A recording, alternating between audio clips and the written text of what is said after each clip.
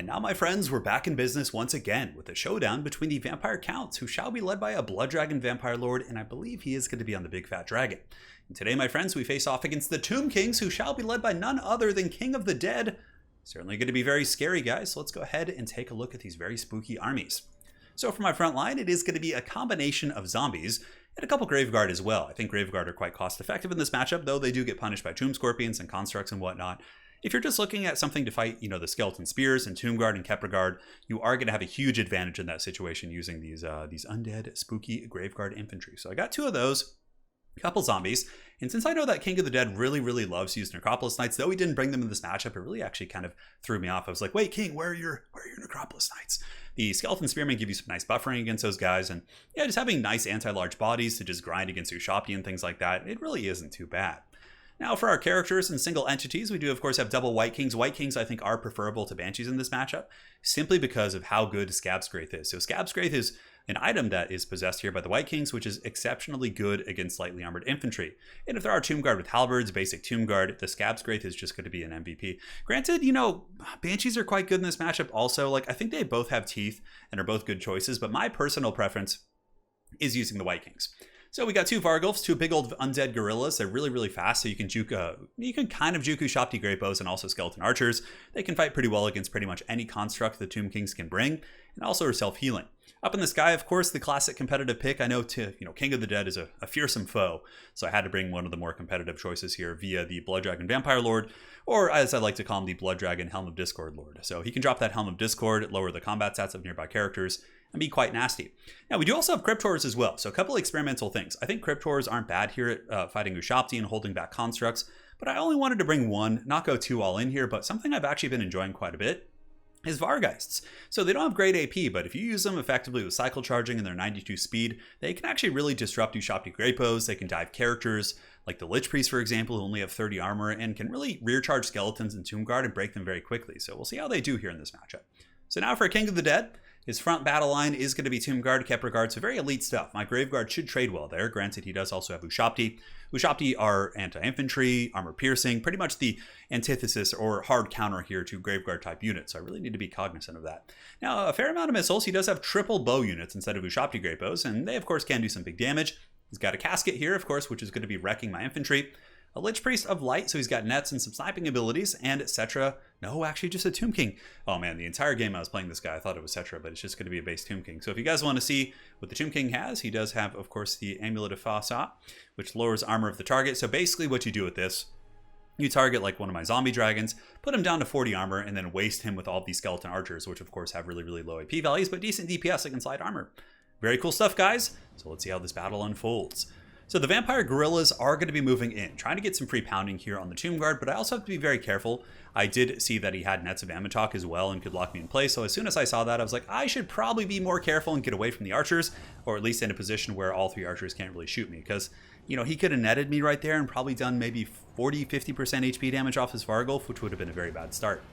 And already, I'm kind of on the ropes in the infantry fight, at least, as my Tomb Guard, the Sternsmen here are just getting shreked by that casket, man. Caskets are just such a good unit. Definitely one of the best units on the Tomb King roster, in my opinion, which is funny because like a year ago it was really bad. So there is why you bring Scab's Graith. It has 3 charges, and look at the damage we're able to deal to Kepler Guard. 40% HP. We use the other charge there on those Tomb Guard, just getting brutal damage, and now comes a huge beatdown charge in the front, as the Cryptors are going to get a little bit over-eager and charge past their zombies, who of course should be in front of them. But yeah, we're getting some good shock damage to his elite infantry, but now King of the Dead, of course, ever the savvy foe, advances with King Nikesh's Scorpion Legion, and basically gets all his Skeleton Archers to just start shrekking my Cryptors, and they're getting dunked on pretty bad, guys. So honestly, really brutal damage here from King's army in the beginning. My Cryptors are beat up. Also, my Sternsmen here are in very bad shape, but here comes a big breath attack. So we're going to be dropping it. But as I see him drop a net here, I do send in my Vargulfs to disrupt the Blessed Legion, which really heavily mitigates the punishment I could have taken here from that net play, because he did use his amulet, his net, and the Vargheists actually did big damage. I mean, look at the DPS there on those guys. Very good stuff indeed. So we got skeletons and zombies fighting in the front line. We have the double White Kings helping out, and the Vampire Gorillas are basically just beating on the Ushopti here, trying to, stay away from the archers while also doing some good damage. But he is able to get his archers back online. I did summon some zombies in the meantime to push back these archers and these spears.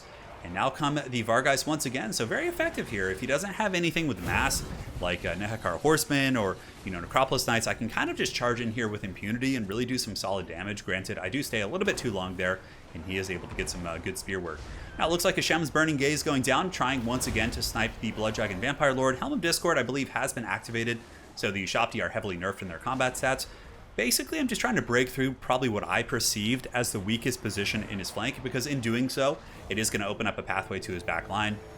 But the Vargeist, I have to say, have been doing really good. Like, every single time there's been a net drop, the Vargeist are right there, right? They're causing problems, they're disrupting the Blessed Legion, and really neutering the DPS here of the back line of the Tomb Kings. Now, Vampire Gorilla is going to be jumping back here as well to slap the base here on the Blessed Legion, and the Vargeist have lost some models, but really, ultimately, you're up to 31 kills and have done a ton of HP damage. As a matter of fact, the Blessed Legion is more or less offline here, which is very, very cool. Skeleton Overcast Summon going to be dropped here to shut down these other archers. Frontline fighting here is a pretty heavy victory for King in this particular engagement, as the Sternsbin and my Skeleton Spears are pretty much on death's bed. In the center, it's a bit of a wash, but I would say King has certainly won that engagement as well. And on the far side, it was, honestly, all the frontline engagements went pretty bad for me, but we have done some really good disruption to the back line. And now we are, able to get into the back line. We have the Blood Dragon Lord being healed by Invocation, going fisticuffs with the Tomb King, and that should be a favorable engagement here for the Zombie Dragon. 52, 36, 541 against 29, 42, and 490. So a pretty massive advantage here for the Blood Dragon Lord. And the archers are getting crumped pretty good. My, White Kings are in really good shape. And now I can use my monsters, which is pretty much the staple of Vampire Count play, to try and beat down the Tomb King here. But a really good net also. It locks down the Blood Dragon Lord, allowing him to actually escape. Because otherwise, the Zombie Dragon would have kept laying some beatings there. But seeing the archers were free, I drop another summon back here, and these are skeleton summons. So I'm overcasting these to get a little bit more stopping power on top of the archers. And yeah, the Vampire Gorillas are in really good shape. And now that his White King is kind of on the run, I can just send even one Vargulf after this guy. And the Blood Dragon Lord is going to be able to methodically go after things like the Casket, go after his Lich Priest, and really start to accrue some value. But I really don't have much infantry left. 14 Sternsmen. Yeah, man, that Vampire Gorilla doing the work of the gods. But here comes the Blood Dragon Lord jumping on the Lich Priest here. Big damage coming in as that Lich Priest is, on death's bed for probably the second time here in his life. Negative 35 leadership, negative 15. Blood Dragon Lord definitely giving him the business. And from here, this guy should be crumbling and should pretty much be a non-factor. So Vampire Gorilla does get knocked over here. The double White Kings are in impeccable shape, and I do have Scab's Grates in the back pocket as well. So if this battle does really draw on, I believe I have 2 charges left on both of them. I am going to be able to deal with the elite infantry, probably using that tool. But Bounce Bar is pretty even. We do get that character right there, but like I said, pretty much all my Graveguard, all my infantry are just, gone. I really only have a couple summons and single entities and maybe some very light support left here with the Cryptors, but scary stuff indeed. So coming in here with the Blood Dragon Lord, I know he can't really contest it with the Tomb King here. I drop Helm of Discord, and now we're just going in after that Casket, because it's pretty much free real estate, but my main purpose was to try and bait in the Blood Dragon Vampire Lord. Oh, and check this out, guys. The dreaded Corpse Cart is going to be blocking the rear escape here of this Tomb King. Helm of Discord, of course, incredibly powerful, putting him down to 18 melee defense, and the Blood Dragon Vampire Lord does have Heart Piercing on right now, so he's got Armor Sundering, crazy weapon strength, and that Tomb King is getting absolutely dumped on by the Blood Dragon Vampire Lord. And you can see for the first time here in the game, the balance bar is coming in my favor.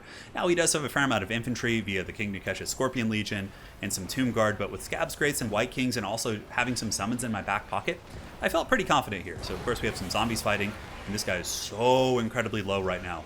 800 HP. His leadership's still positive, despite taking a big old wallop in there from those Vampire Gorillas, but down to 321 here.